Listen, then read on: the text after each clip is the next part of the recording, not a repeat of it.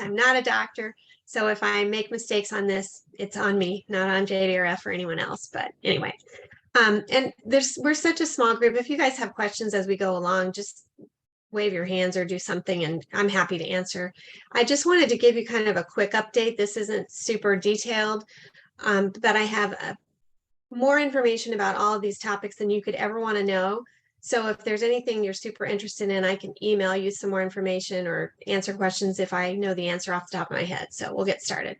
So JDRF has 5 research priorities. Global universal screening, which I'm not going to talk about right now, disease modifying therapies, cell therapies, improving lives, and training. And I'm just going to talk about 3 of these in sort of broad overview. So I'm going to start with disease modifying therapies. What is that? That is therapies designed to prevent, halt, or reverse the loss of a patient's own beta cells. So we're not talking about injecting them from someone else. It's someone with type 1 or going to develop type 1, helping to protect their own beta cells from the immune system attack or regenerating them. And there's 2 parts to this. One is just rebalancing the immune system to try to keep the immune system from attacking beta cells. And the second part is preserving or regrowing them, because as we all know, when you've got type 1 diabetes, your immune system destroys those beta cells, so you can't produce your own insulin. And you may have all already heard about this, but there was a drug recently approved by the FDA called Tzield, which was developed by Dr. Kevin Herold out of Yale. And his research has been funded by JDRF for a decade or more. And this is approved by the FDA for patients with stage 2 type 1 diabetes. So I'm sure you're all aware of this, but type 1 diabetes is kind of a progression. We all, people get diagnosed at one point in time, but things have been going on behind the scenes for months or years before that actual diagnosis takes place. So stage 2 is when a patient has already developed autoantibodies and also has irregular blood sugar, but isn't yet showing symptoms like the excessive urination and et cetera. So they still have some beta cells working. They haven't been diagnosed necessarily yet with true diabetes. And Tzield has been shown to delay the onset of type 1 diabetes for an average of 2 years. That's according to the study that was submitted to the FDA. In a lot of patients, it's much longer. And this is a 2-week IV infusion that happens one time, and then it can preserve those beta cells for 2 years, 5 years, 10 years. And the hope is that once, 5 years from now or 2 years from now, there will be other things that have been developed that might delay it farther. And I know for my son, at least, if he could get 2 years without diabetes, that would be worth a lot to him. So this is super exciting. It's the first drug of its kind to be approved, and it really is in large part due to funding and research funded by JDRF. So the second priority I want to talk about are cell therapies. And this is not preserving your own beta cells. This is taking external beta cells and implanting them in the person with type 1 diabetes. So for my son, who's had type 1 for 10 years, he probably has very few, if any, beta cells even still in existence. So there's 2 parts to this too. It's to create a reliable source of those beta cells and then find a way to protect them from the immune response once they're implanted. And the first part has actually been done, and I'll show you that in just a second. This is the first patient. His name is Mr. Shelton. He was patient 1. There's a drug called VX-880, which is externally stem cell derived beta cells implanted in Mr. Shelton here. And he had had type 1 diabetes for 40 years. And with these implanted islet cells, he no longer has to take insulin. His body is making its own insulin. The downside to this is that he does have to take chronic immunosuppressant drugs, which have their own side effects. So a lot of the research JDRF is funding is ways to protect those beta cells so you don't have to take these strong immunosuppressant drugs, which can cause cancer and other really bad things. But at least this shows that those implanted beta cells actually do their job and will work. So there's a lot of other, they're talking about ways to protect the cells with just scaffolding, which allows the blood vessels and oxygen to get to the cells, encapsulation, where they're in an actual device of some sort implanted under the skin. There's a whole bunch of different research that's going on, but the fact that this drug works shows us that, you know, it's possible. So moving on to improving lives. So the disease-modifying therapies and cell therapies are in effect a cure for type 1, because once those are there, your body is either producing its own insulin or these implanted cells are. But unfortunately, right now, none of these are to the stage where we can really use them. So on the improving lives side, we know there's still a lot of unmet needs. Blood glucose control is still a huge challenge. My son's on one of the best artificial pancreas systems, but he still struggles, you know, even with really rigorous management on his part and counting carbs and pre-bolusing. He still has days like yesterday where his blood sugar was just, as he described it, he was on a roller coaster. There's also some metabolic control that's not addressed by insulin alone. And unfortunately, complications are still out there. So JDRF is working on all of these things. And we also know on the mental health side that people with type 1 are disproportionately impacted. It's a huge burden, this disease. You know, it's a mental burden, it's a physical burden, it's a financial burden for families. So JDRF is working on that as well. So looking at the improving lives section, there's 4 parts. I'm not going to talk about all of them: drugs for complications, devices, and the psychosocial burden. So let's start with drugs. Better insulins are one of the things that we are funding.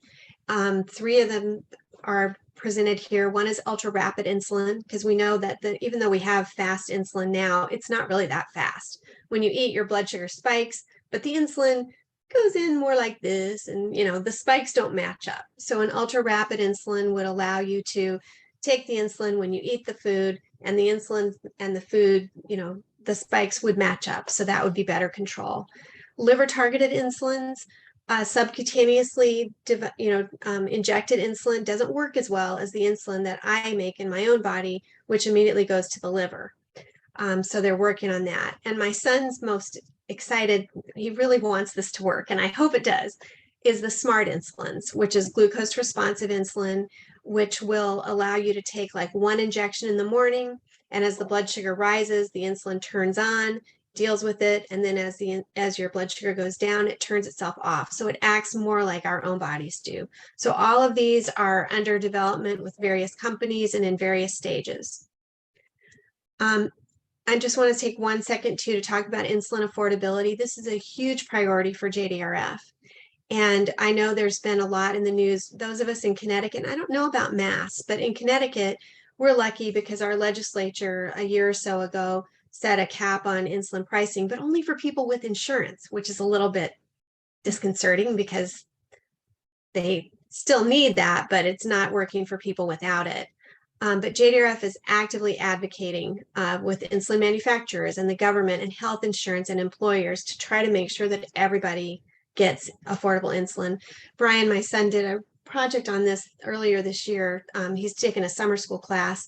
He's in college, but he was taking a class and he had to do a commercial. So I was just listening to him do it. He did it on JDRF, funnily enough. But I think he said that at some point in time, almost 2/3 of people with type 1 diabetes at some point in their lifetime try to ration insulin because they can't afford it. And that's just unacceptable. So one of the things JDRF is funded is this nonprofit company called Civica, and they are making their own biosimilar insulin. It'll be similar to, they're making like a Humalog and Lantus, and is there one other, Lindsay? I can't remember. There's at least 2 biosimilars, which they'll sell for a flat fee regardless of insurance, just to make sure, and it's a nonprofit company. They're not trying to make money on this, but just to make sure that insulin's available for everybody. Okay, moving on. Adjunctive therapies is another thing. We know that insulin only targets blood glucose control, but there's lots of other things that go wrong when you have type 1. You have glucagon dysregulation, which is why you have to have emergency glucagon. You know, if my blood sugar starts to go low, my liver dumps out glucagon and raises my blood sugar back up. But when you've got type 1, your body's natural regulation is messed up.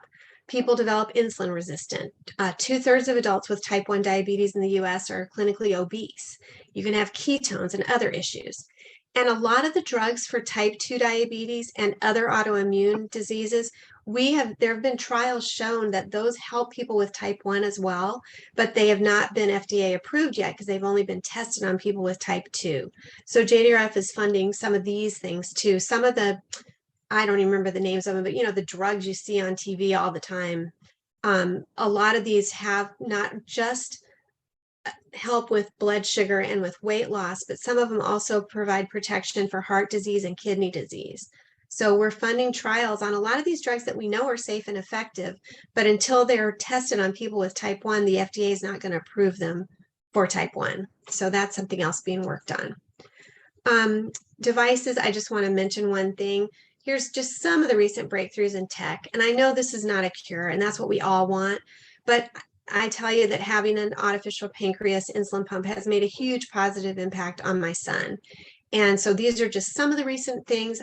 Almost universally, the algorithms that these pumps are using were developed by research funded by JDRF. And the Tandem Mobi, which is this one, was just FDA approved yesterday. And that's kind of their answer to the Omnipod. It's half the size of the current T-Slim, and there's I don't have a picture of it here, but there's like a holster thing you can put it on, and they have short infusion sets, so you can wear it as a patch pump if you want to. And it's controlled only by the phone, there's no buttons or anything on the pump. So that's cool because that happened yesterday. I had to email Lindsay in the middle of the night saying, wait, I have a new slide. This is another thing JDRF's working on that I'm super excited about. One of the problems with some of those adjunctive therapy drugs is that you can develop ketones even with normal blood sugars. And so that's been a big stopping point with the FDA for approving them for people with type 1. So JDRF is funding research into a continuous ketone monitor. And the hope is that you could wear that. It would be one sensor that would both check blood glucose and ketones. So it could warn you, oh, you're developing ketones even though your blood sugar is okay. And I think that would be cool. We had a situation in the winter when we were on vacation, and Brian didn't go into full DKA, but he got sick. And even though his blood sugar was okay, he was developing ketones. He ended up 2 nights in the hospital, which sucked. Not how you want to spend Christmas vacation, but that's what happened. So this would be great because it would give people warning about that too. Can you see I'm picking and choosing the stuff that I'm excited about? I'm sorry to do that. The last thing I want to talk about is just, well, not the last, next last, is the mental health picture of it. And we know that people with type 1 diabetes are more likely to develop depression and other things. And people who have depression, not surprisingly, have higher A1Cs and worse blood sugar control. And it can really be a problem with youth too, as well. And I don't know about you guys. I don't know if I should have asked this before I started, if you've got family members with type 1 or if you have it yourself, but this was impactful for my son during COVID.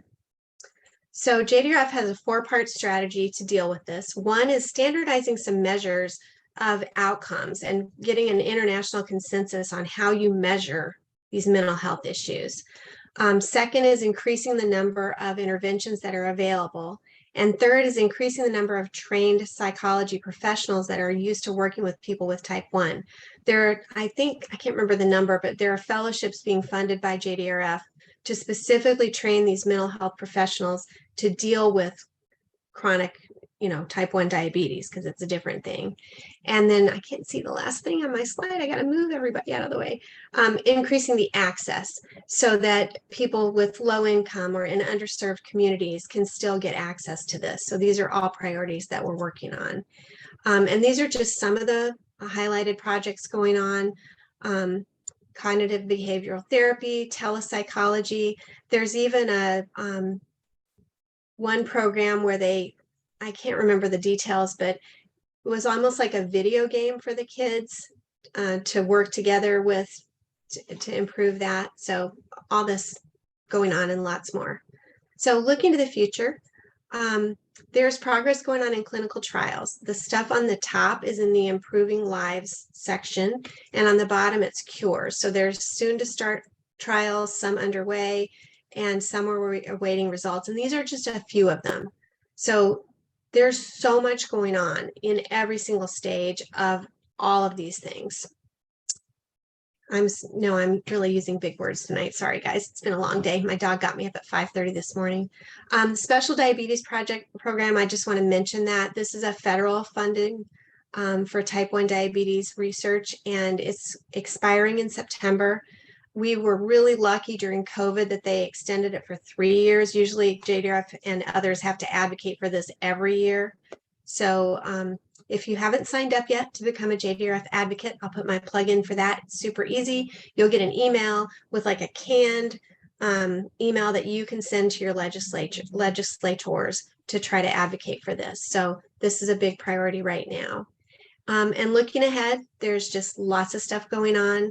I didn't really talk about screening, but one of the things that JDRF is working on is trying to advocate to have screening for autoantibodies at like the kindergarten checkup or something, because we know that there are a lot of people out there who some of these therapies could really work for, but if they don't know that they're at risk for developing type 1 diabetes, they can't like take Tzield, because by the time you've developed it, it's too late.